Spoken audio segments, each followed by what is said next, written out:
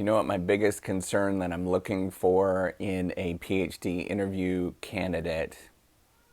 It's, do you have what it takes? So if you don't know me, I am an associate professor. I'm Professor Dave Maslach. I'm an associate professor of innovation strategy and entrepreneurship. And I created this whole reciprocity project to give back as much as I possibly can. There were so many people that helped me out that I wanted to pay the favor forward to help you out. So, this question, do you have what it takes, has a lot of different dimensions to it.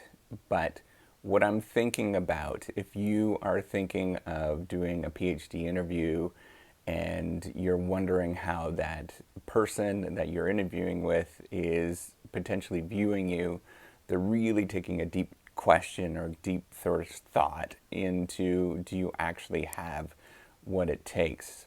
So not only is there the intellectual issues that we're concerned with, right? So the first screen is thinking about, are you going to be the right person based on your intellect? Do you have the capabilities to do these things? But that is kind of like a low bar for most people at very good programs in around the world.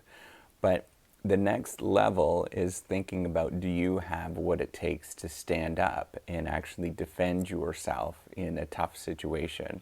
If you don't know, science is very much a battleground for ideas, quote unquote battleground for ideas, where we're thinking about, if we come up with an idea, you have to defend yourself against other people. People are going to be very skeptical of your ideas. And so if you go and present your work at the best places in the world, most of those places are going to really grill you on those questions. And often, and if you don't know this, most doctoral candidates, they are going to stop because then they cannot take the pressure from doing research. It's a very, very demanding career, and a lot of people either stop pursuing or other people can pursue and keep going. And a lot of that has to do with the pressure of defending yourself and constantly increasing your abilities day in and day out. So we're constantly thinking about that in the research interview process, or the interview process is we're thinking about, is this person able to stand up and not only withstand the pressure of questioning ideas, but you're often going to interact with some amazing students that are very bright, and some of those students are going to push you in different dimensions.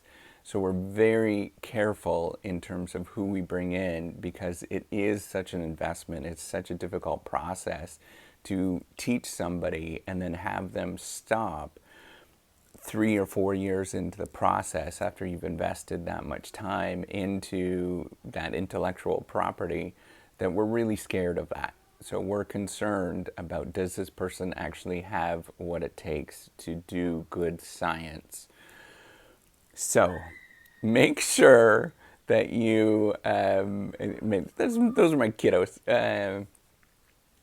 I wish I could squeal like that. That's So make sure that you have what it takes when you are going through the interview process, and make sure that you think about, how can I demonstrate that I have what it takes? Now, it is not showing that you are somehow intellectually superior, but a big part of it is that you are able to do very tough things for a long time.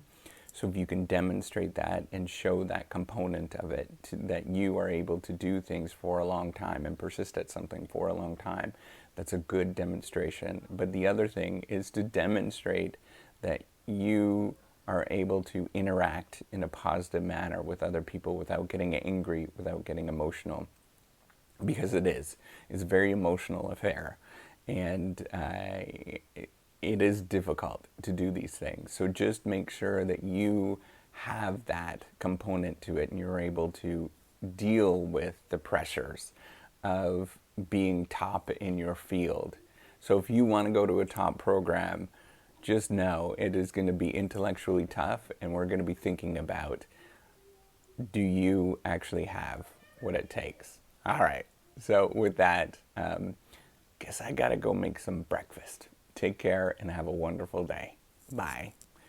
Give me one of those.